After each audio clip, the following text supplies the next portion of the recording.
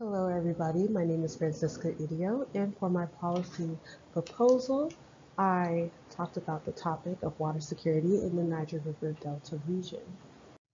To give background to the Niger River Delta region, the Niger River flows from the country of Guinea into Mali, Niger, Benin, and into Nigeria and flows out of southern Nigeria, so that's where the Delta region is located, and goes into the Gulf of Guinea into the Atlantic Ocean.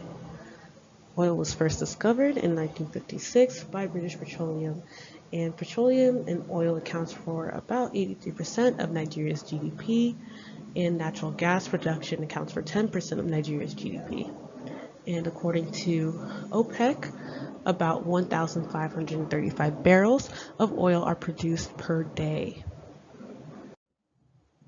So there are problems, of course, and issues that do come along with oil refining and extracting. So the causes of these problems are irresponsible oil and petroleum extraction, vandalism of pipelines, and the corrosion and neglect of oil refineries and pipelines.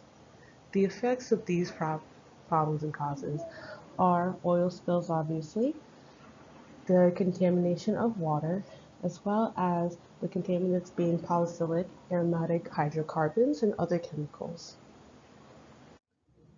Here, there is a chart that presents the Niger Delta along with oil-rich Flandin and the Shetland Islands in Scotland, and each of them compare the pH levels of polycyclic aromatic hydrocarbons compared to the global range. And as you can see, Nigeria is in the 100 to 1,000 range.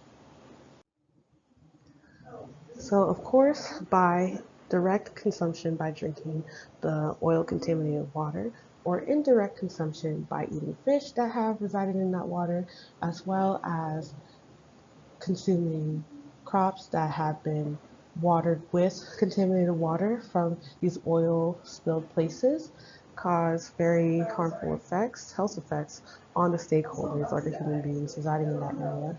And these health effects include lung and eye irritation, blood and liver abnormalities, skin mycosis, cancer, fatigue, headache, and sore throat. And with women, especially pregnant women, they are at risk for respiratory and chromosomal damage in their babies, as well as stillbirth and cancer. So, my solution that I advocated for in my proposal first was the use of hydrophobic or regular corn cobs in order to clean up the oil spills. And the cost of these corn cobs are very low or zero cost because in Nigeria, corn cobs are seen as agricultural waste. As well as this, corn cobs are biodegradable, so they can be returned into the environment without harming the environment or contaminating it. As shown in an experiment testing corn cobs as oil and petroleum absorbents, it is shown that the hydrophobic corn cobs have the capacity to absorb up to 2.5 grams of oil, crude oil, in 90 seconds, while regular corn cobs were only able to absorb 2 grams of crude oil in that time. The other solution was water filtration, and the two that I selected was biosand filters as well as the life straw. So biosand filters are able to produce up to 7 gallons per hour of clean water, which is sufficient for small and rural communities, and removes 88 to 98% of bacteria and 99% of viruses. So the life straw has the capacity to convert 264 gallons of contaminated water to clean water and remove 99.9% of bacteria from contaminated water. And the cost of the biofilter ranges from 5,000 to 25,000 naira, or 15 to 16 US dollars, and lasts up to 10 years, while the life straw costs about 5,500 naira, or 15 US dollars, but this company also donates a vast amount of their straws and filters, as well as these straw filters are easily portable.